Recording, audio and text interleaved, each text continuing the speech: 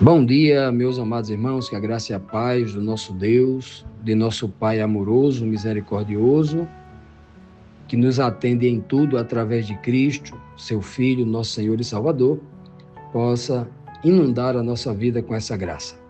Meus amados, hoje, terça-feira, vamos dar aqui continuidade à nossa lição bíblica diária, recapitulando aqui rapidamente o que nós vimos ontem na segunda-feira, quando nós vimos na pergunta 3 a promessa, a parte final do capítulo 35, quando o Senhor promete que aqueles que obedecerem a Ele, andarem no caminho de santidade que Ele preparou a partir do deserto, voltariam para casa, né, e eles morariam em Jerusalém, uma tipologia do seu reino, né, para experimentar a felicidade eterna, uma vida onde nunca mais haveria tristeza nem choro.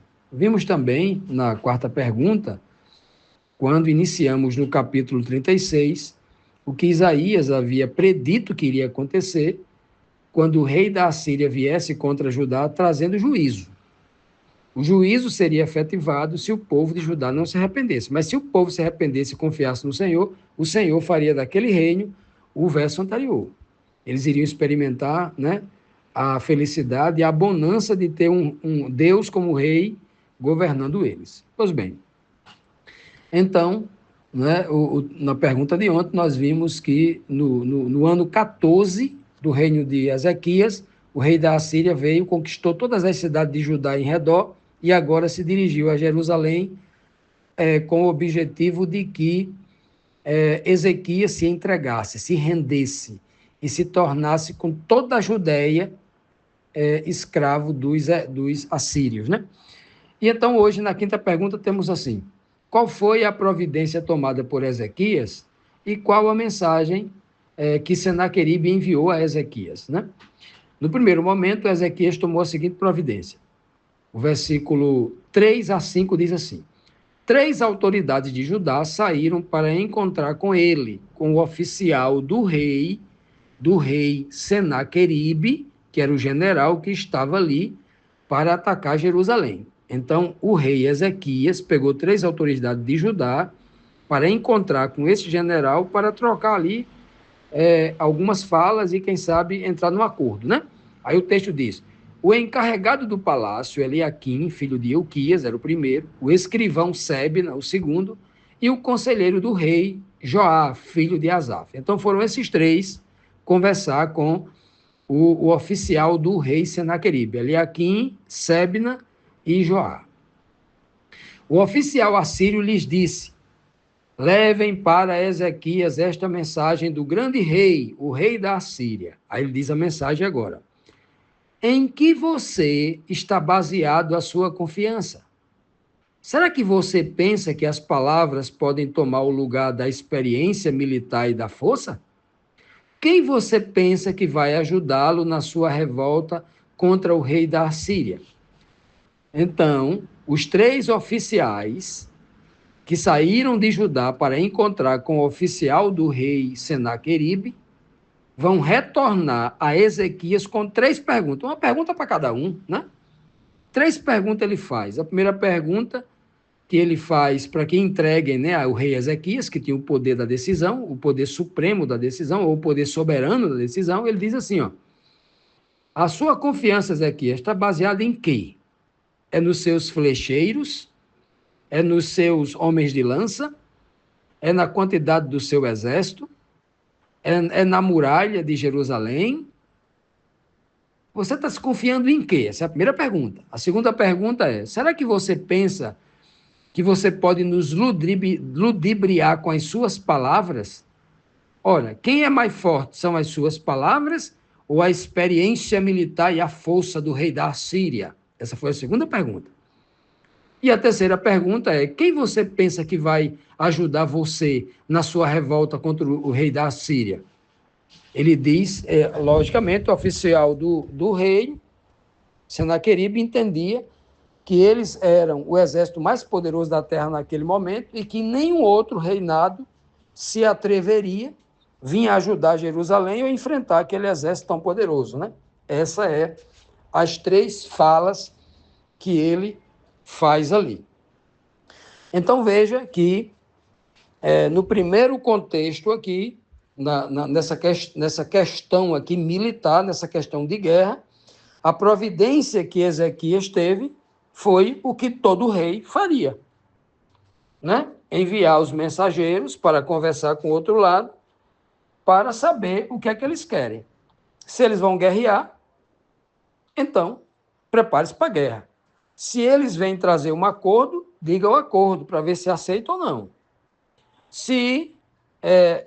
Quais são as outras intenções além dessas duas? Tem que saber. Mas aqui a intenção é clara.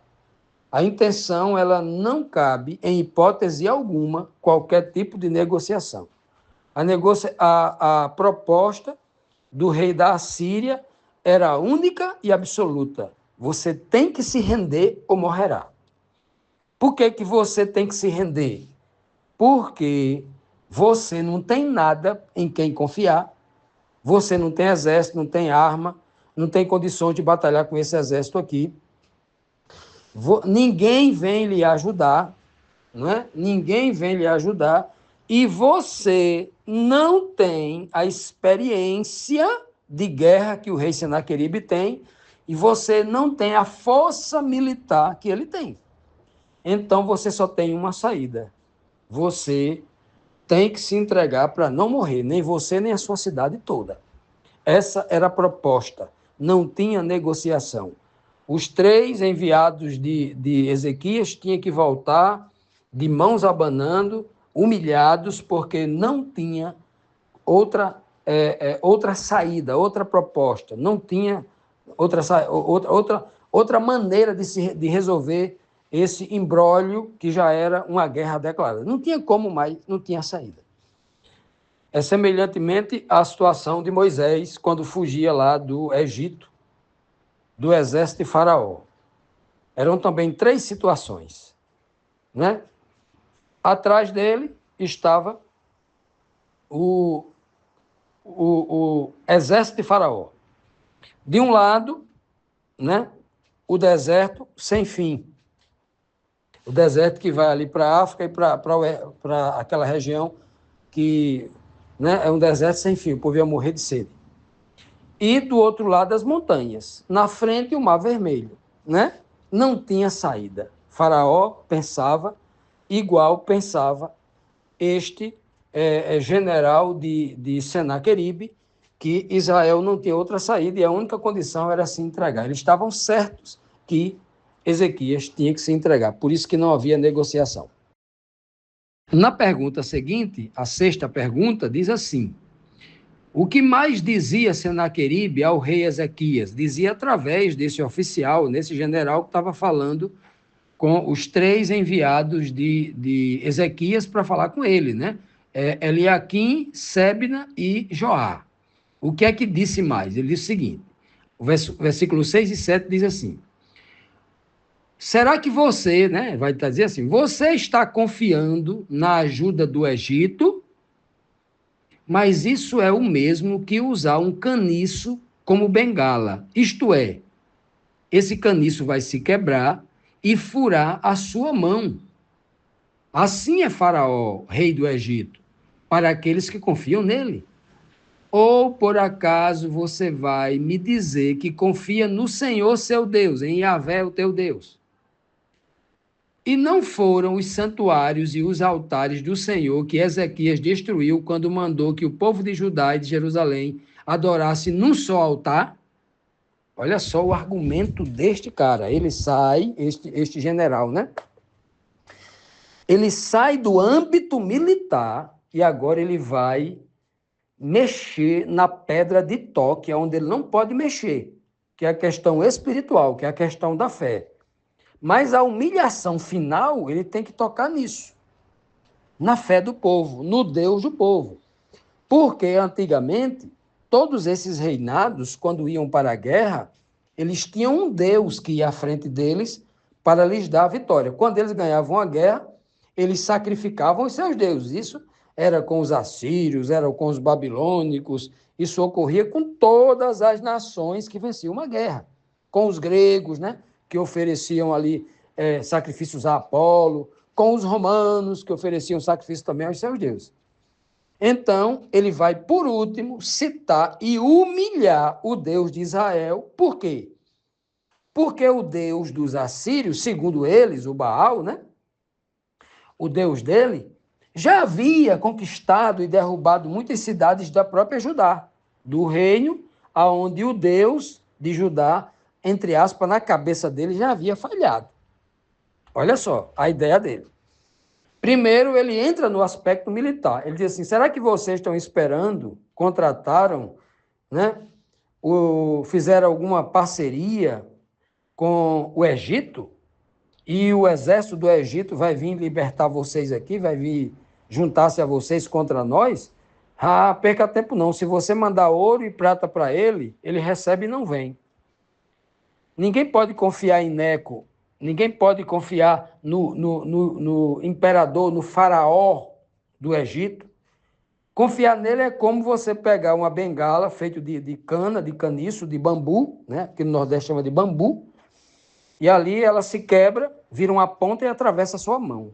Bota o peso do corpo todo na bengala ali e atravessa a sua mão. Ele está dizendo que Israel é um velho cansado e que Neco, com seu exército, era uma bengala velha que ia acabar de matar. Eles iam cair todos os dois juntos. Olha só a situação de humilhação que ele está fazendo com o povo de Israel. E, por último, ele não se contentando em diminuir o reino de Judá sobre uma análise militar, ele agora entra no âmbito religioso, que eu chamo de espiritual, porque ele mexe com Deus. Ele diz assim: olha, ou será que você, Ezequias, vai confiar no seu Deus? O Senhor, seu Deus. Será que você vai confiar no Senhor, seu Deus? E ele complementa dizendo: como é que você vai confiar em Deus se você mesmo foi quem destruiu todos os altares para confiar num só Deus, num só altar? Você retirou de Israel, de dentro de Jerusalém, os altares a Baal, os altares a Quemós, a Milcom, a Astarote, a Ashera. Você arrancou tudo, deixou só um altar ao Deus único e verdadeiro, lá no templo de Salomão.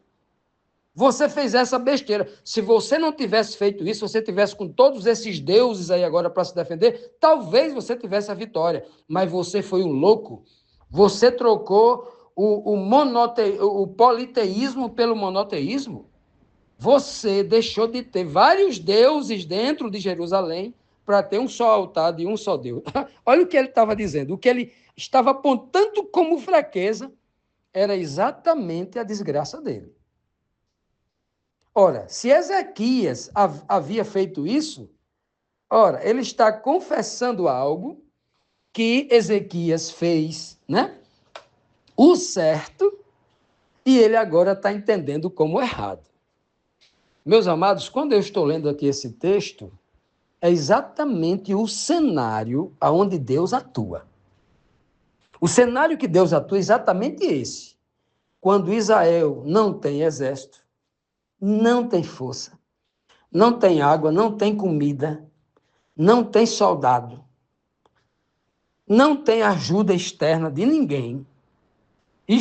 A única certeza que Jerusalém tinha ali era que ia ser trucidada e ia ser morta. Então esse, para mim, é o cenário bíblico mais perfeito para que Deus opere um grande milagre, né? Principalmente porque este general assírio, com a petulância do seu chefe, né, o Senaqueribe, o grande rei, né, que se achava o grande rei, ele já era igual Nabucodonosor, ele já se achava o Deus, que ninguém poderia escapar das suas mãos, e que aquela vitória já era certa, não havia humildade nele, né? Então, ele não se contenta em tratar das questões militares, mas agora ele envolve as questões espirituais que ele não tem acesso, que ele não conhece, que é um homem mortal como qualquer outro, e ele entra e mexe com o Deus único e verdadeiro. O que é que vocês acham que vai acontecer? O que é que vocês acham como será o fim dessa história? Pois bem, fiquemos aqui e amanhã nós damos continuidade a essa história maravilhosa que nós vamos encontrar nas Escrituras Sagradas. O que vai acontecer? A condenação? Deus vai entregar Ezequias e o povo de Judá nas mãos de Senaqueribe e cumprir o seu juízo pela desobediência deles? Ou eles vão se arrepender e Deus vai aplicar um grande livramento? Vamos ver nos próximos capítulos.